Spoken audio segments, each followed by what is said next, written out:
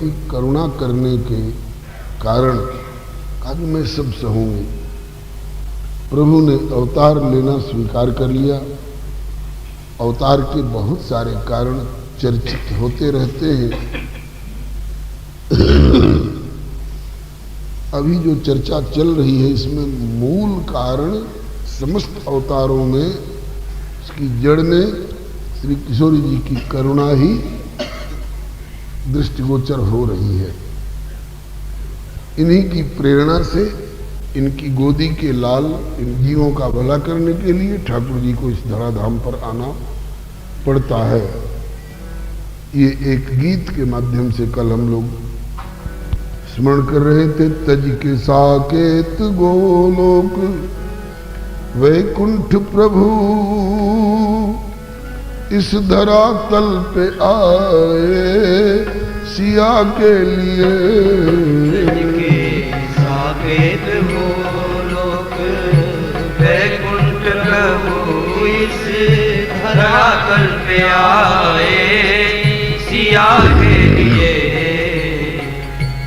करके संपन्न मुनिमख अहल्योद्धरण पैदल मिथिला को धाये सिया के लिए। करके संपन्न मुनिमख अहल्योद्धरण पैदल मिथिला को धाये सिया के लिए। यहाँ से प्रारंभ करके और सिया के लिए बालकांड में क्या क्या किए ये कल चर्चा हो चुकी है।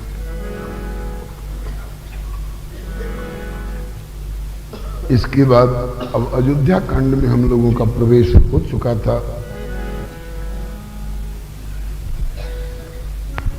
शिरस सुमनों के रेसे से भी सुकुमारी सिय वन्य पथ पर चली द्वय कदम पूछती। कितनो चलनो अभी कित में करी हो कुटी सुन के आंसू बहाए सिया के लिए। कितनो चलनो अभी कित में करी हो कुटी सुन के आंसू बहाए सिया के लिए। तज के साकेत गोलोक वैकुंठ प्रभु इस धरातल पे आए सिया के लिए। साकेत गोलोक वैकुंठ प्रभु इस धरातल पे आए सिया के लिए।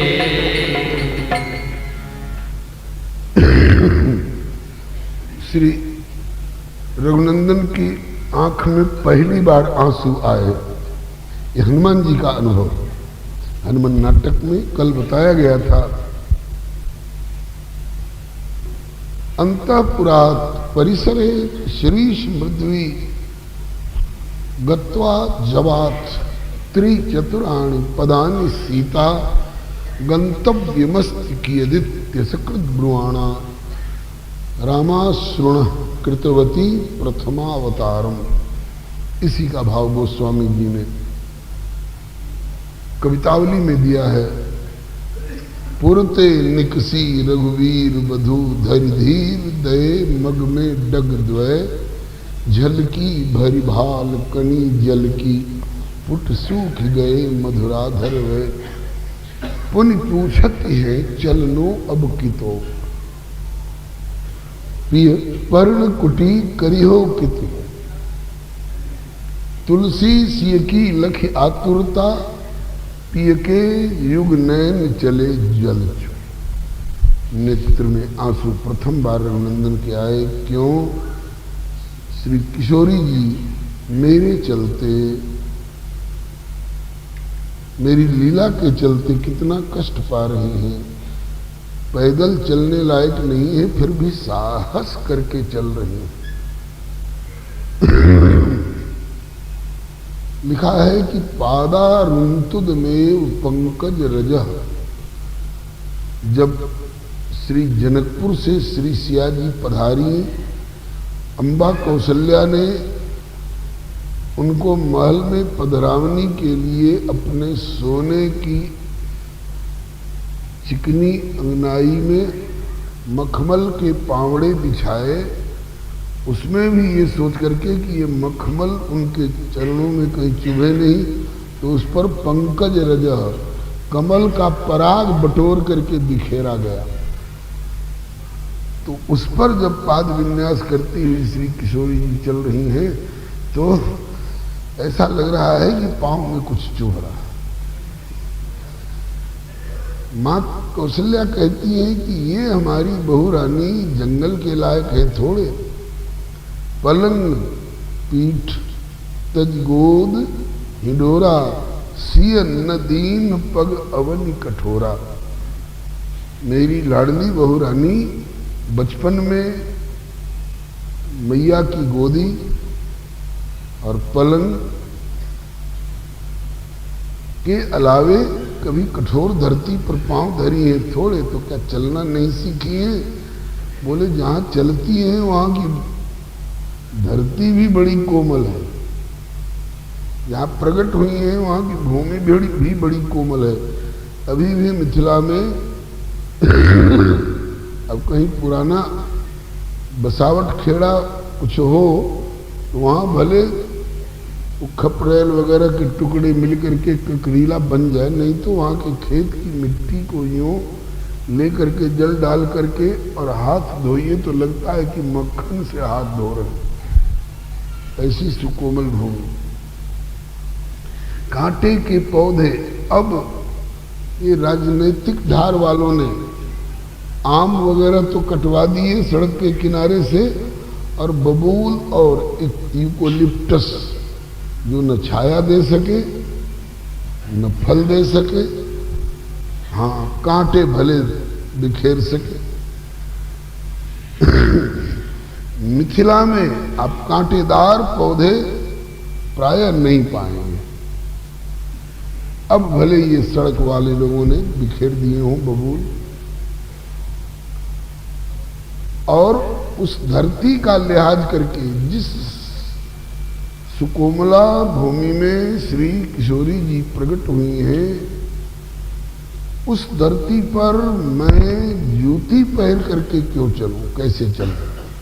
इसलिए रघुनंदन बिना सवारी के पधारे हैं, और वो भी बिना जूती पहने। गली गली में घूमे, फुलवारी में भी गए, लेकिन जूती पहन के नहीं गए, चप्पल पहन के नहीं गए। सखियां कहती हैं कि इनके चरण में कुछ चुभ न रहा हो, इनके चरण में कुछ चुभ न रहा हो। तो बोले क्या करोगे? कहा कि इतनो सुमन बरसाओ सखीरी कि सुमनन पर चली जाए। इतना फूल बरसाओ, गुलाब इत्यादि की पंखुड़ी, उसका डंठल मत बरसाना, नहीं तो वो तो चुभेगा, कि सुमनन पर चली जाए। और उन श्री किशोरी जी को जंगल जंगल में कंटका किरण पथ पर चलना पड़ेगा, ये कल्पना भी माता कौशल्या के हृदय को व्यथा पहुंचा रही है। सी बन बसी तात के ही भांति, चित्र लिखित कपड़े देख डराती। इनके सामने ऐसी मुद्रा वाला बानर का चित्र अगर आ जाए तो सिया जी भयभीत होने वाला। कोमलता की बात बता रही है माता कौशल्या। कहते हैं कि दीप बाती नहीं टारन कहे। सुना है कि किसी असुर के मन में आई हम अयोध्या में चलकर उपद्रव करें, तो कहा कि इसका प्रतिकार क्या किया जाएगा? अयोध्या में युद्ध की गुंजाइश तो है नहीं, उसका नाम ही है अयोध्या, न युद्धुम शक्या। किंतु कोई उपद्रवी अगर आकर के चाहे कि हम थोड़ा कुछ ऊधम करें तो उसके लिए अयोध्या में युद्ध करना, वो अयोध्या की मर्यादा को मिटाने वाली बात होगी। तो क्या होगा? बोले अगर सियाजी अपनी ओर से, अपने हाथों से एक सीख ले करके और केवल दीपक की बाती को यूं सरका दे तो उसके तेज से वो राक्षस वही सीमा पर ही जल के राख हो जाएगा। उसको कदम बढ़ाने की हिम्मत नहीं होगी, लेकिन कदम बढ़ावे तो बढ़ावे। मैं अपनी बहू रानी को ये अपने मुख से नहीं कह सकती कि बहू रानी जरा दीपक की बाती को उसका दो। मानस में चौपाई है।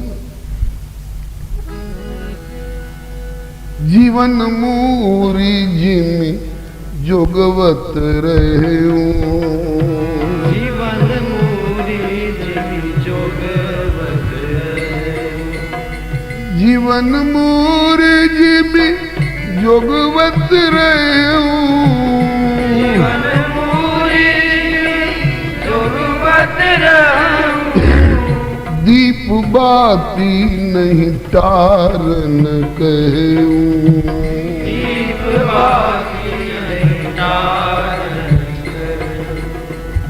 सो सिया वही सिया, सिय बन बसी तात गई भांति, बन बसी तात गई भांति, जो चित्र लिखित कपि देखी डराती।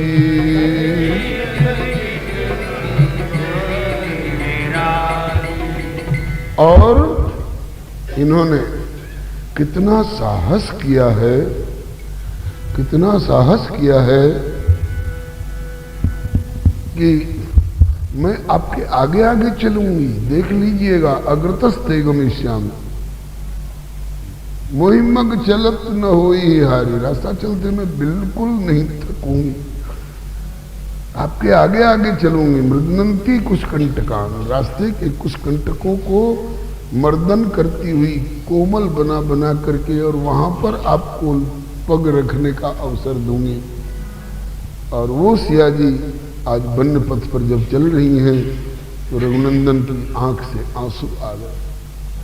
कल आपने सुना चित्रकूटाद्रि, चित्रकूटाद्रि बनवास सुखप्रद सदा, चित्रकूटाद्रि बनवास सुखप्रद सदा, बर बिटप बेली मंदाकिनी तीर पे, बर बिटप बेली मंदाकिनी तीर पे, चुन के निज कर सुहाने सुमन प्रेम से, चुन के निज कर सुहाने सुमन प्रेम से, अंग भूषण बनाए सिया के लिए, सुहाने सुमन नेह से अंग भूषण बनाए सिया के लिए, चुन के निज कर सुहाने सुमन नेह से अंग भूषण बनाए सिया के लिए, निज कर सुहाने सुमन नेह से अंग भूषण बनाए सिया के लिए। तज के साकेत गोलोक बैकुंठ प्रभु इस धरातल पे आए सिया के लिए, साकेत गोलोक बैकुंठ प्रभु इस धरातल पे आए सिया के लिए। चित्रकूटाद्रि वनवास सुखप्रद सदा, चित्रकूट के अद्रि मने पर्वत पर वनवास की अवधि में जो निवास हो रहा है श्री सिया जी का के लिए बड़ा सुखप्रद है, अपना भाग्य सराहती है। क्यों? प्राणनाथ प्रिय देवर साथा, प्राणनाथ साथ में हमारे साथ हैं रघुनाथ तो किस बात की चिंता, चरण में धर दिया जब माथ तो किस बात की चिंता।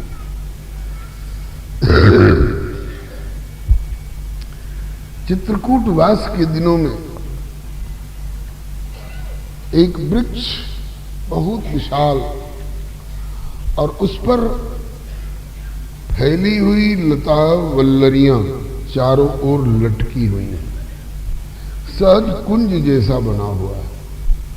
और उन वल्लरियों में, उन लताओं की बेल में सुमन भी खूब गुथे हुए हैं, खिले हुए हैं, फल भी लगे हुए हैं। ऐसे दृश्य औरों के सामने भी आते होंगे।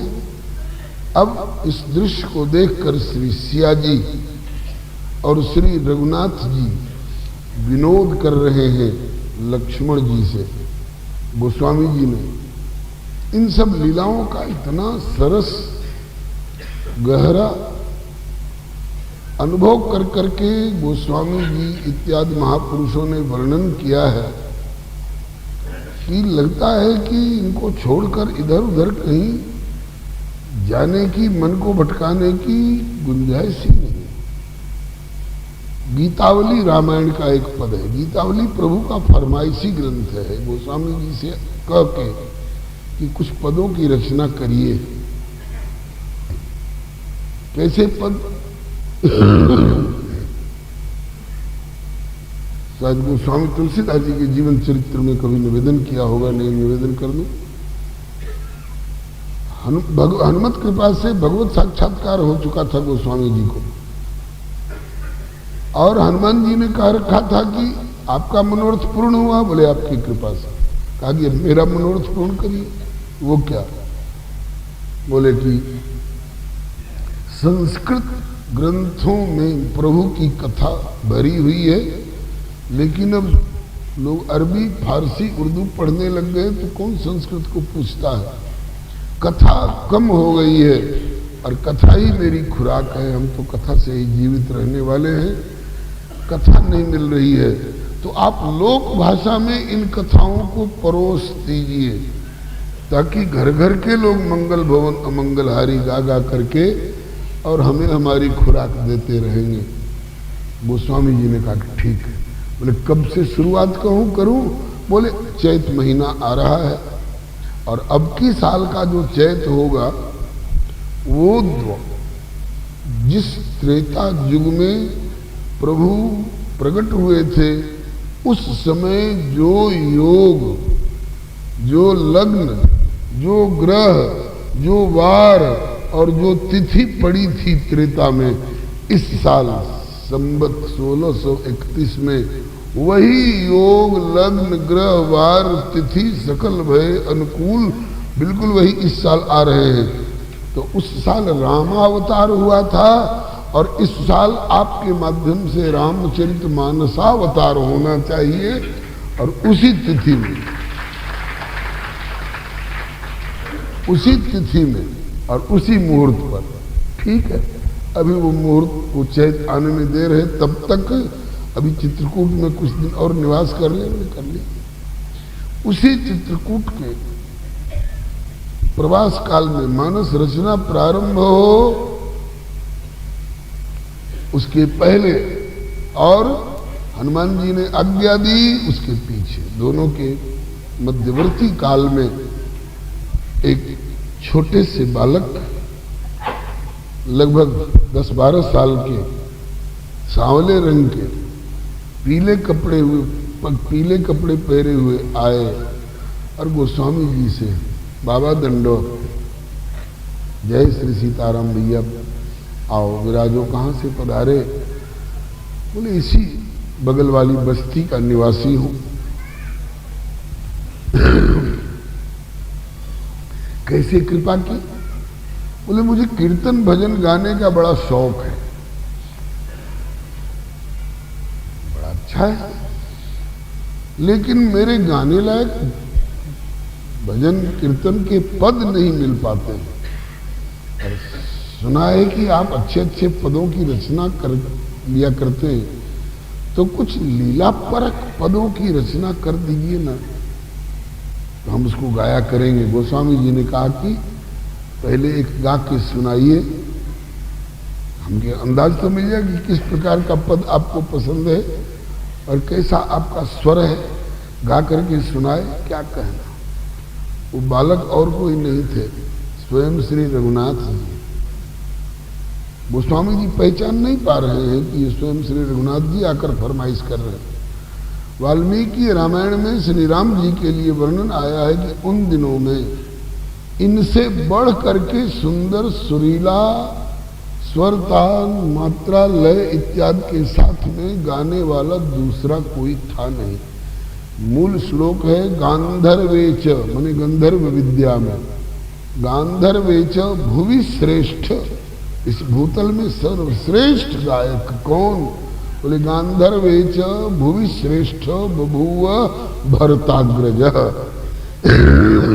भरत जी के पहले जिनका जन्म हुआ है, भरत जी के अग्रज श्री राम जी गाए। गोस्वामी जी निहाल हो गए, वाह, मुझे पता नहीं था कि इस भूतल पर आप जैसे इतनी कम उम्र में इतना बढ़िया गाने वाले भी मौजूद हैं।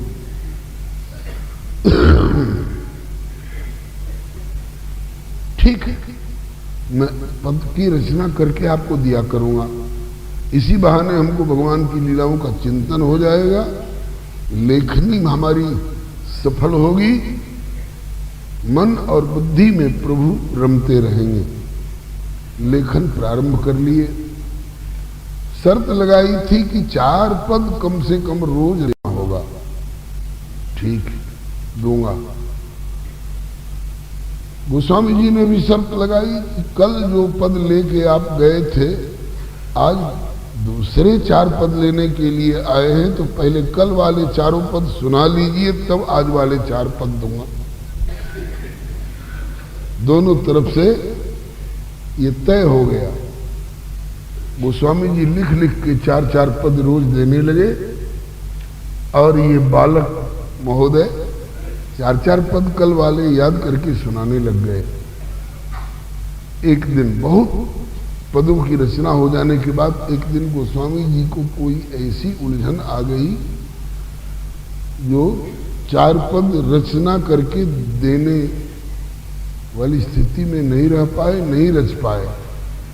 आज धमके तगादा लेकर के लाओ आज वाले 4 पद। बोले सुनाओ कल वाले 4 पद, सुना दिया। बोले अब लाओ मेरे आज वाले 4 पद। बोले कि बालक भगवान आज कुछ ऐसी उलझन आ गई थी, ऐसे कुछ जरूरी काम में उलझ गए थे कि आज के पद में रच नहीं पाया हूं, कल ले लीजिए। बोले ना, ये वादा खिलाफी वाली बात मुझे पसंद नहीं है, और जब रोज लेकर गया हूं तो आज भी निराश नहीं जाऊंगा। जितनी देर लगे मैं बैठूंगा धरना दे करके, लिखिए उसके बाद जाऊंगा। अच्छा ठीक है। गोस्वामी जी ने 4 पद तत्काल लिख करके दिए और ले करके गए, सो गए। उसके बाद हनुमान जी को भेजा, हनुमान जी जा करके इनको बताओ। हनुमान जी आए। गोस्वामी जी 4 पद रोज सुना है कि आजकल आप भगवत लीला के लिखा करते हैं? बोले हाँ, एक बालक हैं इसी गांव के और बहुत बढ़िया गाते हैं, और उनके आग्रह से मैंने ऐसा किया। तो आपने उनको पहचाना? बोले और तो कुछ नहीं पहचाना, यही जाना कि इसी बस्ती के रहने वाले हैं, जैसा उन्होंने बताया मेरे पूछने पर। कहा कि स्वयं श्री रघुनाथ जी आकर के आपसे आग्रह करके इतने पदों की रचना कराए हैं, और अब मुझको भेजा है कि जितने पदों की रचना हो चुकी है उनको लीला क्रम से, जन्म से लेकर बाल कांड से और उत्तरकांड तक उनका क्रम बना करके लीला क्रम से, और उनको सजो करके एक पुस्तक का आकार दीजिए।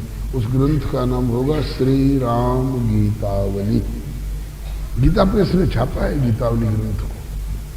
श्री राम गीतावली इसलिए कहा जाता है कि इसके आगे भी एक कृष्ण गीतावली और लिखनी है, और लिखा है गोस्वामी जी ने।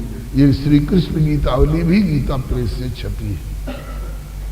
तो जो श्री राघव के फरमाइश पर जिन पदों की रचना हुई है उस श्री राम गीतावली का एक पद है,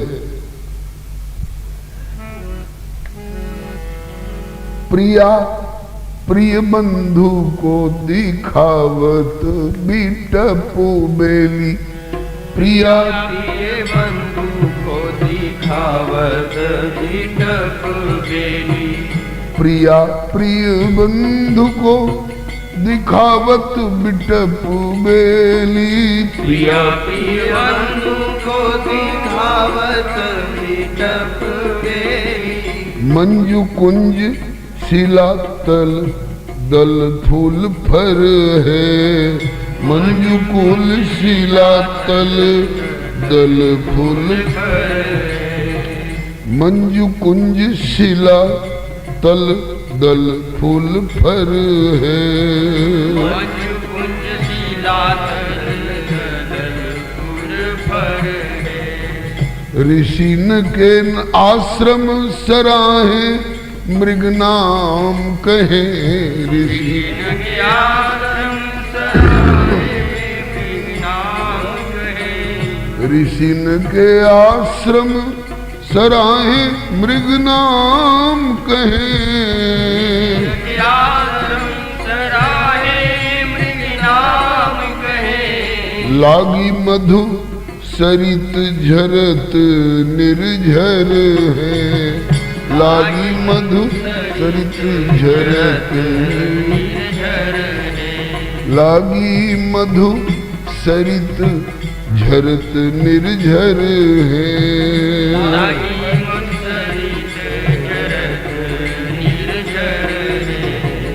प्रिया प्रिय बंधु को दिखावत बिटपू बेली।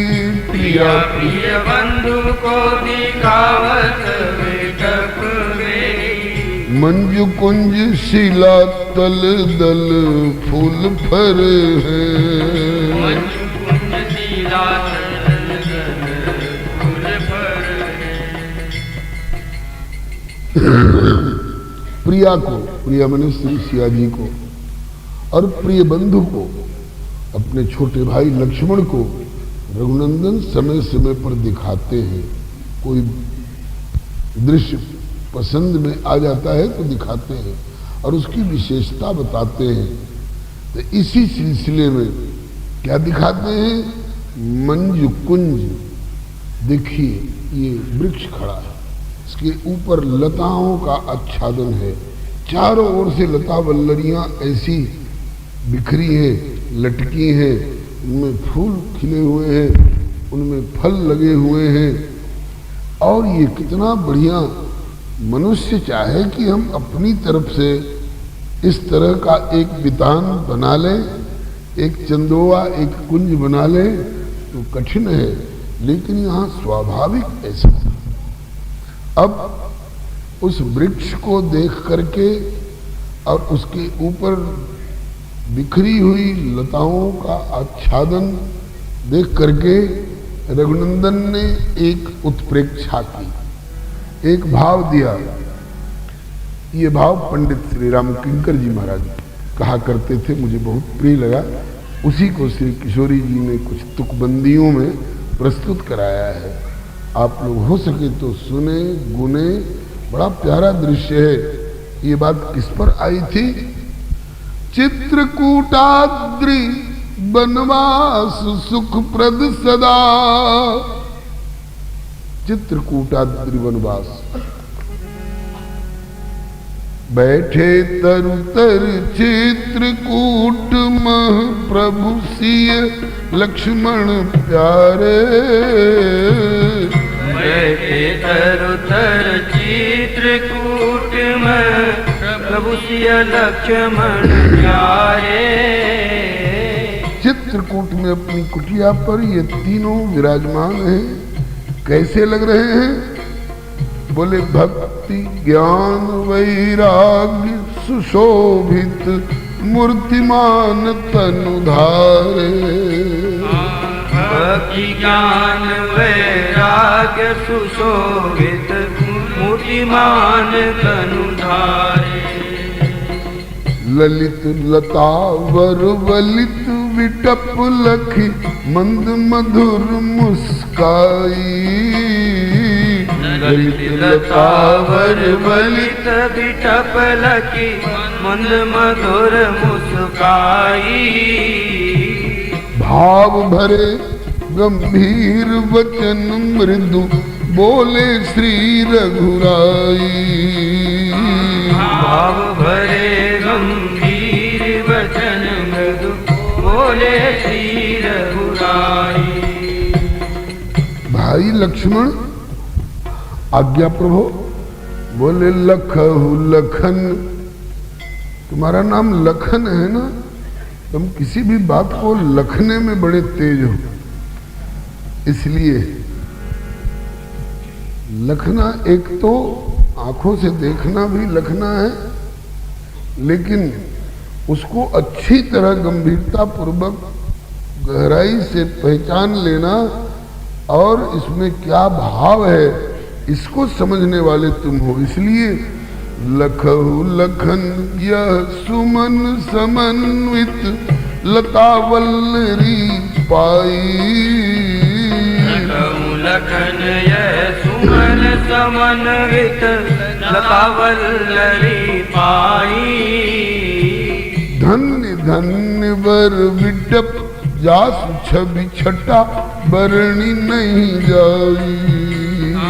धन्य धन्य वर विटप जासु छवि छटा बरणी नहीं जाई।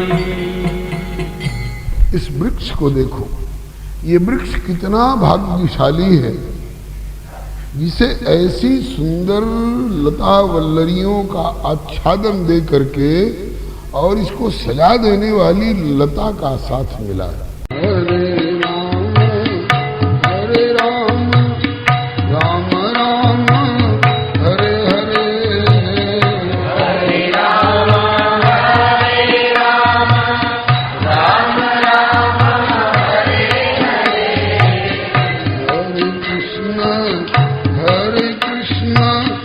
Krishna